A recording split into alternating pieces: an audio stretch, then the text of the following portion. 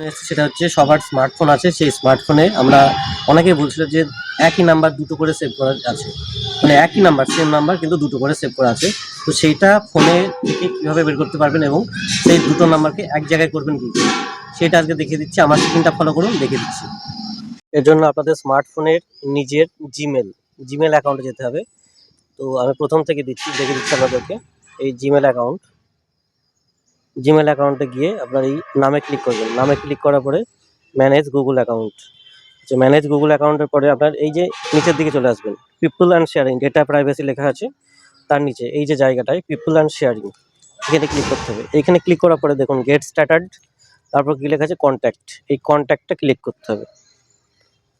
এই কন্ট্যাক্টে ক্লিক করার পরে এটাকে স্টে অন ওয়েব এটা করে রাখবেন। আচ্ছা, এইখান থেকে এবার থ্রি ডট, এই থ্রি ডটে ক্লিক করতে হবে।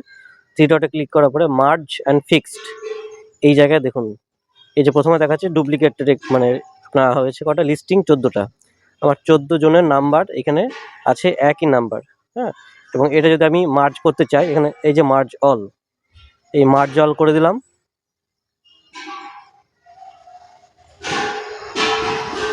মার্জ অল করে দিলেই দেখুন কমপ্লিট হয়ে গেল, এগুলো সব এক জায়গায় চলে আসলো। তো এইভাবে আপনার ফোনে যদি দুটো নাম্বার দুবার করে সেভ করা থাকে, তো সেইটাকে এক জায়গায় করবেন কীভাবে সেটা আমি দেখিয়ে দিলাম। যদি ভিডিওটি ভালো লেগে থাকে অবশ্যই একটা লাইক করবেন।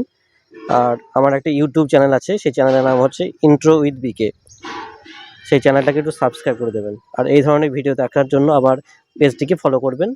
ভিডিওটি দেখার জন্য ধন্যবাদ।